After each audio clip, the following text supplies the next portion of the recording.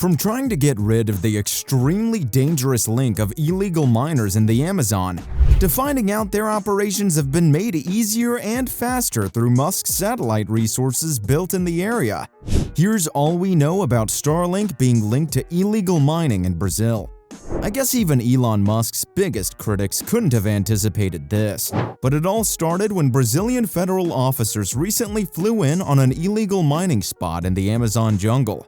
Things could have gone pretty normally that day, except these officials were shot at and the shooters ran away, leaving behind Starlink internet units, which the police are finding more and more often as they dig into this case.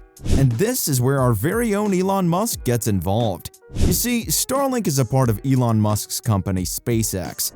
It uses almost 4,000 low-orbit satellites to connect people in rural parts of the Amazon, and gives Ukrainian troops an important edge on the battlefield. The lightweight, high-speed internet system has also turned out to be a new and useful tool for Brazil's underground miners. They can use it to coordinate tasks, find out about law enforcement raids ahead of time, and also make payments without flying back to the city. And all of this was confirmed when a cop who took part in the raid told the Associated Press that Brazilian Environment Agency Special Forces found a working Starlink station next to a pit. This information was obviously given anonymously considering the high stakes that are involved, but that wasn't the only thing that was found as these forces dug more into that area. From what we've heard, it seems like they also took mercury, gold, ammo, and damaged fuel and other equipment used by miners in an area called Ouro Mill. Federal investigations show that this area was run by Brazil's most feared criminal groups, the First Command of the Capital. This is when the whole thing got a whole lot more dangerous. Get this, apparently illegal mining is already a huge problem in Brazil. There are no jobs, no good companies to employ us inside Para-state. And they have a proper team dedicated to dealing with just that. Since he became president this year, Luiz Inácio Lula da Silva has tried to stop environmental crimes, especially illegal mining on Yanomami land, which is the biggest indigenous region in Brazil. Another 24 million Brazilians from extreme poverty. This is something extremely important for me. In the past few years, about 20,000 gold miners polluted main rivers with mercury that they used to sort the gold. This obviously had a really bad impact on the environment in that area, but a byproduct of this was that these mining activities have changed the way indigenous people used to live, and not in a good way. In fact, the people living in this area had to suffer through many diseases along with widespread starvation.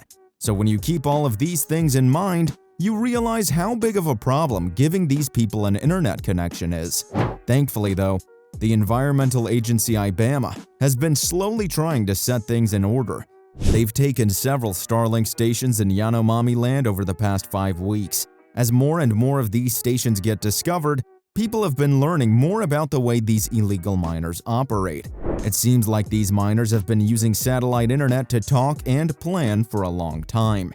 But until now, that meant sending an expert, usually by plane, to place a heavy, fixed dish that can't be moved when mining sites are moved or searched, and the link was slow and shaky, especially when it was raining.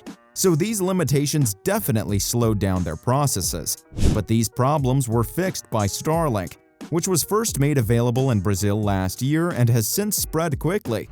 You see, it's easy to set up, and the equipment works even when it's moving. The good thing about it is that the speed is as fast as in Brazil's big cities, and it works even when it's raining. So now, not only could they do their operations more quickly, but they could also explore more options now that they have the means. By the way, Starlink has always thought of Amazon as a golden chance, and we saw this evidently when Musk went to Brazil in May and met with Jair Bolsonaro, who was president at the time.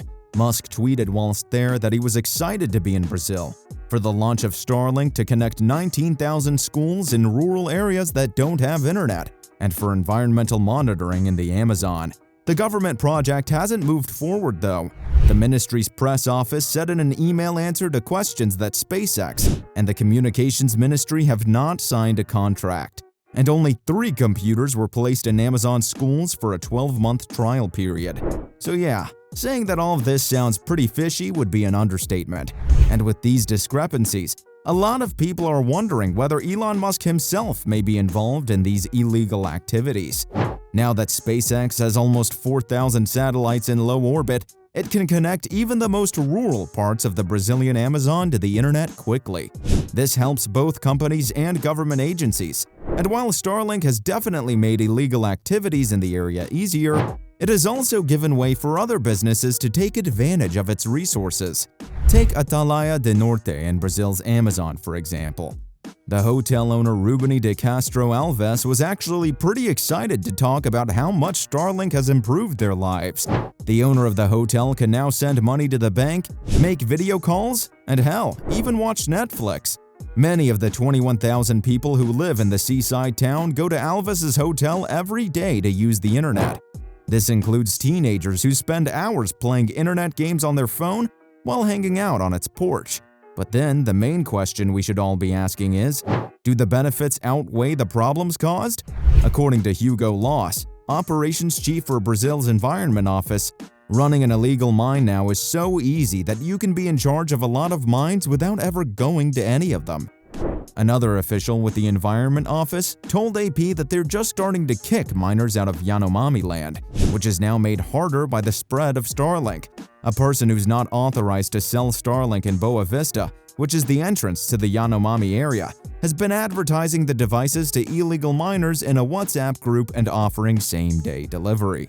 Her price for a terminal is $1,600, which is 6 times more than what Alves pays at a small house in Atalaia de Norte for service. Others are selling Starlink devices on Facebook groups for illegal miners, like Fanatics for Prospecting. Well, these people do know how to get creative with their work, alright. The good thing about this situation, though, is that the illegal miners have created a double-edged sword for themselves, because with so many means to channel internet service, the police have started to use Starlink themselves. At a new stop on the Uraricoera River, which is an important route for miners going into Yanomami country, federal officials have now put in a terminal. I mean, even the source who told the AP about the raid last month used Starlink to send photos and even large video files of their operation. Hey, talk about beating the bad guys at their own game, am I right? We knew what was going on, but we're not authorized to act as we should. Now that has changed. Apart from all of this, though, Brazil's Environment Office told the AP in an email that along with other government agencies, they're looking into how to block Starlink signal in places where illegal mining is going on. They say that this is a key step in stopping the activity. And that's all for Elon Musk's Starlink being linked to illegal mining in Brazil.